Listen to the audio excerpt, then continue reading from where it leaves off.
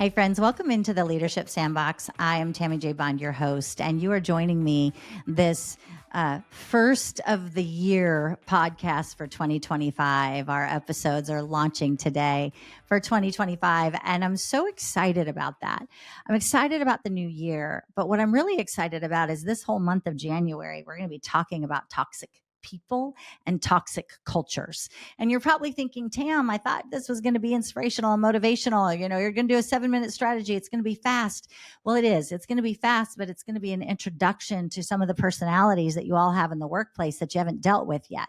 So you didn't finish last year dealing with the toxicity. This year, I want you to understand it from who are these people, these characters that you have in your sandbox called work, and what are they causing in the workplace? So I want to lay the foundation today by introducing you to the 8 characters that we have in here at Playing in the Sandbox in our podcast. I want you to get ready to hear, but I'd really love for you to go to our YouTube channel or go over to our website. You can go to tammyjbond.com/podcast or bondgroupenterprises.com/podcast. And we actually have the videos for each episode there. We also have them on our YouTube channel as well. So you can see the picture, because my team put together the picture of the characters, the 8 characters that are predominantly causing toxicity in the culture in your workplace. Because this month we're going to be tackling and breaking down how to navigate those characters in the workplace. But first, I want to introduce you to him. I want to introduce you to Gossip Glenn. He's the one, you all know him. He's the one that he's usually, dressed pretty on point, and he's got a swagger to him because he can blend into any group, and he's always in the know. And there's a reason for that. But what it creates is a toxic environment by breaking down trust, because Gossip Glenn goes and talks to everybody. The funny thing is, everybody knows who their Gossip Glenn is in the workplace. And maybe your gossip isn't Glenn. Maybe it's Glenda. Maybe it's George. I don't know who your gossip is. But everybody knows that person is the gossip, and yet they still talk to them and no one confronts the behavior. Well, I'm going to talk about that. I'm going to help you solve for that, because no one wants a gossip in the workplace. It creates a toxic environment and it creates a lack of trust. The next person that you have in your workplace is your Harriet the Hoarder. She is the rather eccentric one. She's the one that is much like Glenn. Harriet and Glenn actually get along pretty well together. You'll see them together. But Harriet's the one that she keeps all things locked inside. Right? Harriet hoards information. She hoards keys that are important to team success. Harriet is someone that wants to be noticed as being, she's got everything. She knows everything.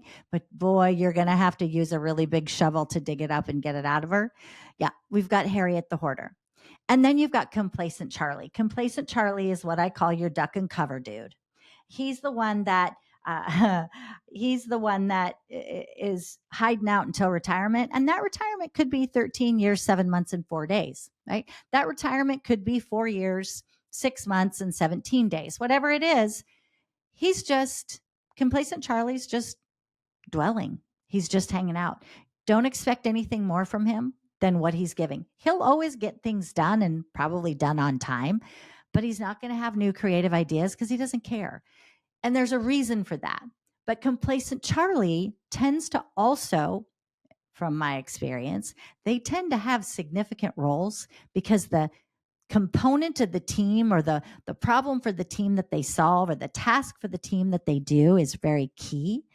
But he's super complacent and doesn't go above and beyond. He does just the bare minimum to get by. And you allow it, and you allow it, and you allow it. And then you have your top performers on the team that are looking at Complacent Charlie going, well, he's got that title, that position, that salary. I'm working my rear end off, and he's just coasting. The toxicity of what Complacent Charlie creates is twofold. And we're going to talk about that when we get into next week's episode on the toxicity in your culture in the workplace. But your duck and cover person is a saboteur that you want to get a handle on quickly. and invite them into a new opportunity or call them forth to step up. There's a reason, and you want to understand why they're in duck and cover and coast mode and why they think their impact just won't make a difference. And then you got Johnny the sand thrower. He's the one that walks into a meeting and he sits down and he's just going to throw jabs at people.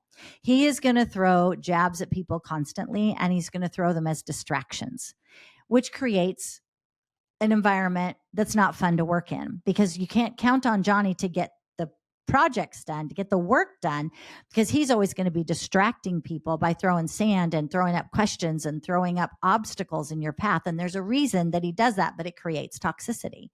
And then you've got Susie the Shovel Stealer. Susie's the one that goes and takes key pieces of everybody's things, their shovels, to do their task, and she holds on to them. Now, when we were kids in the sandbox, our Susie the Shovel Stealer was not invited to play in the sandbox. We told her no. She had to stop stealing everybody's shovels. She got one. That was it. She didn't need all of them, because we all couldn't work. And she liked that because it gave attention to her. So if you have a Susie the Shovel Stealer that's taking things and holding on to it and not sharing resources with people, different from Harriet the Hoarder, Susie does it for a different form of attention, and she has a different motivation behind why she takes everybody's shovels in the workplace. We're going to talk about that. You also have one of our new characters, Dorothy the Destroyer. You remember the cartoon that had the Tasmanian devil in it, right? It was a Warner Brothers cartoon. I think he was often with, was it Roadrunner or was it Bugs Bunny? At any rate, I could be completely off, but I remember the Tasmanian devil cartoon character. And Dorothy is that person in your workplace. She's the one that spins in circles. And when she starts spinning, and then she'll be calm.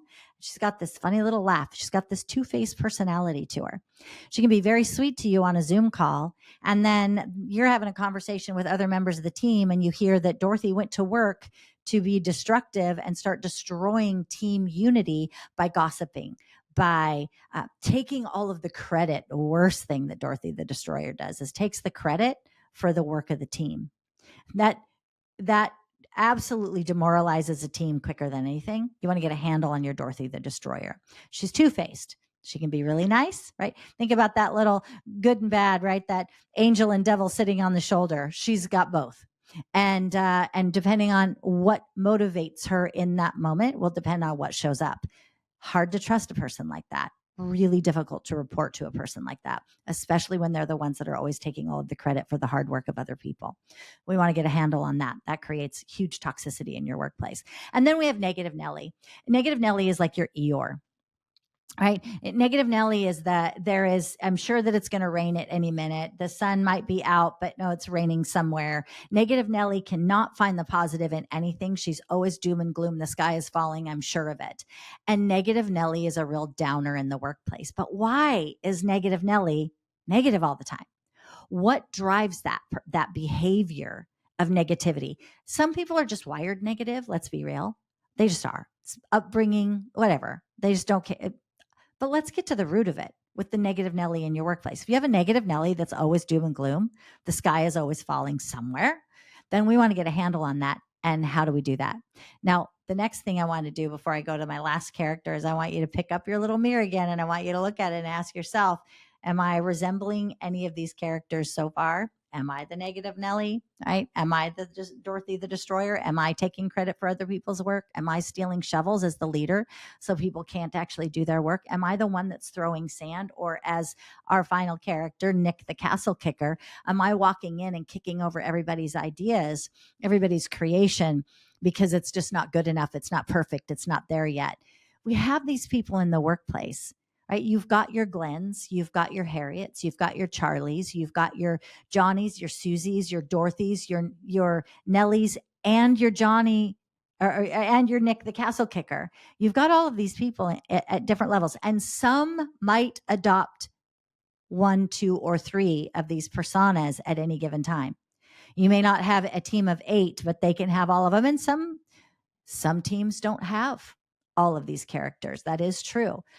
But what we want to make sure is this year, as you start this brand new year, that we're identifying what behaviors we have in the workplace and how we have the bold conversations and communicate the behavior change that we want to see. That's what I am most committed to. When I think about what is the one thing that lights me up the most, I love speaking to groups. I love speaking with individuals. I love coaching individuals on how to have transformative conversations in the workplace so that we get rid of these toxic behaviors and create a healthy, thriving team environment where everybody grows together. So if you have any of these characters in your sandbox, you want to tune in the next week and the week after, because we're going to be diving into the behaviors of these personalities, and we're going to be diving into tactics for working with them and or removing them from the environment that y'all find yourself in. So there you have it. There is my supposed to be 7-minute strategy. And, just as I am, we're already at 10 minutes, but I am grateful that you joined me today. And my podcast producer is telling me right now, Tam, stop talking about 7-minute strategies. Well, that's the goal, y'all. But I just have so much to say. How do you get through it all? So I thank you for joining me. Happy New Year. And as you embark on setting your goals with your team, and as you think about who on your team is going to help take you to the next level, those people that you don't see on that list, I want you to see if you can identify one of these 8 personalities in the sandbox, these behavior patterns in the sandbox, and then identify the who to the who, and then come prepared to learn how to address it in the coming weeks. I will see you in the sandbox soon. Happy New Year, and make it a great day. God bless.